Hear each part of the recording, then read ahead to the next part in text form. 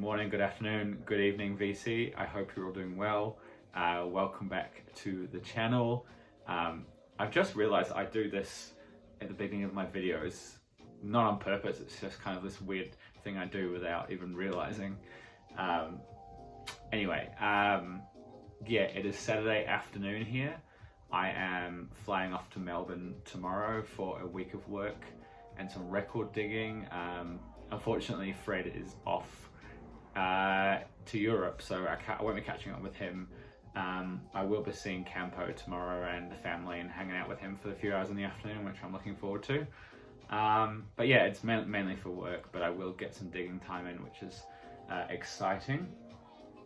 I went and got a haircut and a beard trim earlier, and of course the record store is just across the road, so I had to pop in.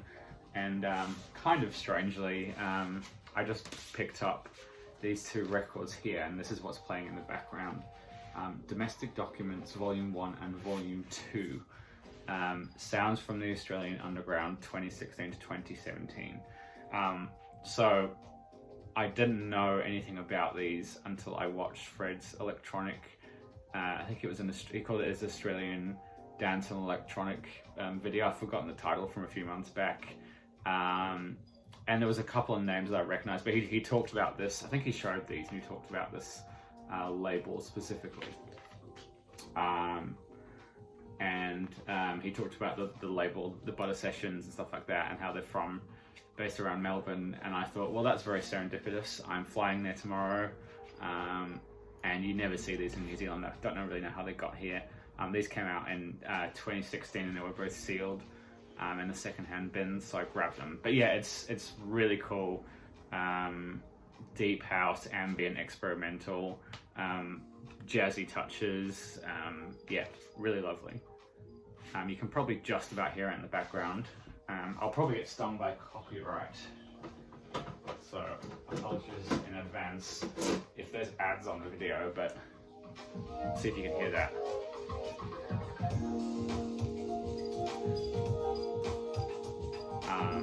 Yeah, so anyway, the reason why I'm here, I really enjoyed hanging out in the live stream the other weekend, and it got me thinking about my record collecting habits, and I was thinking about the early days of collecting and how I kind of, for a long time, I was buying records that I already knew and had wanted for a long time, and then at some point I switched to being like, oh, someone else showed this, I will listen to it online quickly. Oh, I really like this, onto the want list. And so, I spent the first few years building up a collection of things that I've known and loved for a long time, and now these days it seems to be buying things that I've discovered a lot more recently. You get what I mean in terms of like buying absolute classics and favorites. But I thought it would be interesting to kind of look through my discogs and look at the first few years in terms of when I added stuff, and pull out some records that I still have, because I do sell things a lot. I do trade things, I do upgrade things. So the collection is always changing and always evolving. So I thought it would be cool to see kind of what records have stayed in the collection and I've kind of had from day one. So I've picked about 12 records here, and I would say these records are within maybe the first 30 or 40 that I ever bought that have stayed around, is what I should say. So there's definitely things that I bought and sold. I think the first ever records I bought were probably $1 or $2 records, just to see what it was all about, really. But yeah, so there's nothing weird or strange or unusual, but there's some classic records in here. And some things that I never talk about or never show, surprisingly. So yeah, I'll kind of start. I'm going to show, yeah, I'm not going to say, these are not going to be cool records, but to me, these records are just as interesting and they excite me, kind of as much as like, I'm just going to pull some records out here just for the sake of, like that, like I get as much as excitement from this as I do from that, which is silly, but you know, like this record is kind of burned into my brain from being a kid, and I still think it's a fantastic record. Same goes with you know, this the classic first Cure album. Now, I reckon when I started buying records, you know, it was probably about 2007, 8, 9 is when I started. I remember going through bins of stuff and finding stuff so cheap, and things I definitely regret selling. Like I used to have a full set of Jimi Hendrix US pressing originals, amazing shape, that I bought for $5, $6, $7, you know, stuff like that. You know, things I've sold that I should never have sold. Things that I've sold when I discovered jazz and krautrock. I got rid of like a lot of staple records to fund those sort of expensive, you know, krautrock purchases. But you know, I remember buying this at a record fair for like $2. This is a New Zealand pressing with a really cool label here on Stun. Look at that for a design. Yeah, so you know, I think I kept all my Cure records. I think I've got pretty much all the ones you need. So yeah, I've kept all those. This is something that I paid, you know, peanuts for, and I still can't be bothered looking into the detail. But it's a almost near mint, very early UK pressing of this Led Zeppelin record. I like Led Zeppelin. I know we touched on it last week, and I've never looked into the exact pressing of it, but I'm pretty sure it's some sort of it's a made in Great Britain, some sort of early thing, and I have it in my discogs, but I don't know if it's the exact correct pressing. But it kind of goes. It's the most expensive record. It's one of the most expensive records in my collection, and it's an amazing shape. You know, I have kept all my Led Zeppelin records. Do I ever listen to them? Hardly ever. Same with Black Sabbath here. You know, this was super cheap. These used to be around all the time. I should revisit these actually. They're records that I'll never get rid of, but I also never seem to play them. I remember I bought this pretty early on. I didn't even know what this was at the top here. I just thought it was a weird design thing, but I just bought it at the shop because it was cheap, and I was like, oh, Marvin Gaye, I'll grab that. You know, classic record. I'm assuming this is worth some amount, way more than I paid for it these days. Same with this thing here. Something I barely listen to. I remember it does sound amazing. This is the double 45 RPM version. I don't listen to Bob Dylan that much anymore, but you know, there is some really special songs on here. Hard Rain's Gonna Fall, Don't Think It's Twice, It's Alright, Masters of War, you know. It's a classic for a reason. So that's stayed with me. A record that some of you might be surprised to see that I have. I don't think I've talked about this in one of my very first VC videos. 9 Inch Nails, The Downward Spiral. This takes me back to my youth. I think this is like a 2007, 2008 pressing, but it sounds amazing. And I do enjoy this album still, every now and again, very infrequently when I'm in the mood. But yeah, Downward Spiral, what wonderful record. A fun record that I remember buying. This would have definitely been within the first 10 records I ever bought. I remember buying it really cheap. Classic, look at that cover, isn't that fantastic? Classic Madonna.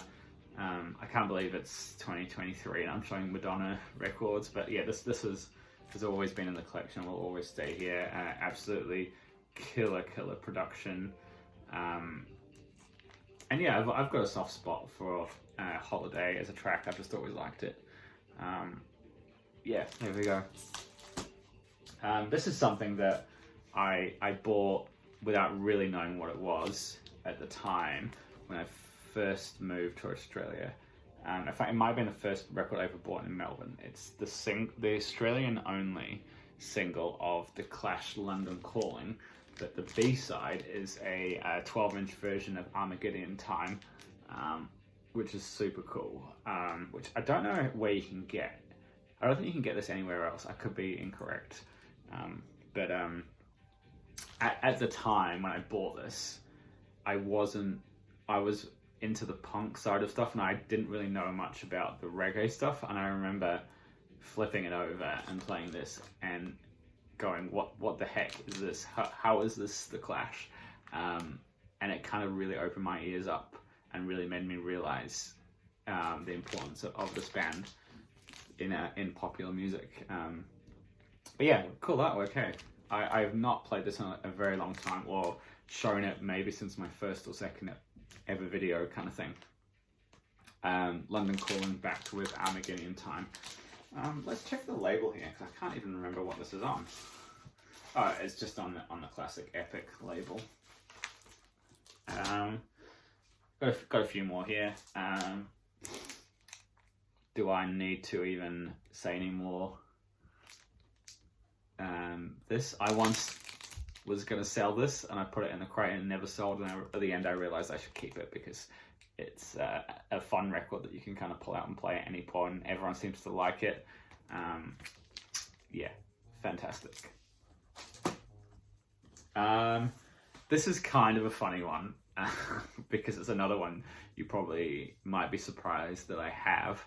And I remember buying this on Discogs very, very early on Discogs. And it's like a proper Slayer Rain and Blood on the Def Jam label. And I remember paying hardly anything for it. But yeah, I haven't played this in a very long time, actually. I should probably revisit it. I'm just never really in the mood. But yeah, I remember picking this up, and I remember the excitement of it arriving. And yeah, I've played it a handful of times, and I kind of know it very well. And it's about as far as I go with metal stuff. Or I don't even know what you call this. Yeah, wonderful. I remember seeing them live. I think it was the Melvins. I saw the Melvins in Slayer. At a festival called Soundwave that used to happen, and then Iron Maiden also headlined. I think that was that. Yeah, that was that. Yeah, back in the day. And then the last two. This is one of the earliest ones on my Discogs list. This is Nas Illmatic, and this is a reissue that came out in 2008. I think I would have bought this in like 2009, maybe something like that. Yeah, if I don't need to say anything about this, absolute masterpiece. Wonderful. Nas Illmatic. And then the last one is kind of weird. It's not really known as a classic, but there's something about it that I've always really liked. This is a Rough Draft by Jay Dilla. Weirdly, I also kept it because side 4 of the second disc is blank, and I use it to make sure my cartridge my arm has the right tracking on it. But there's a track called Nothing Like This, which is the third track on here, and long-time viewers may know that was the song I used on my intro videos, for about 3 or 4 years back, maybe 5 years ago, but I've always really liked. But yeah, there you go. Jay Dilla Rough Draft on Stones Throw. So yeah, that was kind of fun. I got to search some records that maybe aren't trendy or cool, or aren't Tone Poets or Blue Notes or Kevin Gray, blah, blah, blah. But here we are. That was a fun little video. Anyway, I rambled long enough. Thank you for watching. I think they're all classic records. They may not be trendy or cool, and they've all been shown hundreds of times before, so you're not learning anything new. But I definitely had fun going through and looking at my collection, and I also couldn't find a lot of stuff. And there was records in there that I thought I'd sold, but I hadn't, and then vice versa, things I just couldn't find that I swear I had. Like, I was looking for my Black Sabbath Volume 4, and I can't find it anywhere, which is a problem for another time. All right. See you guys later.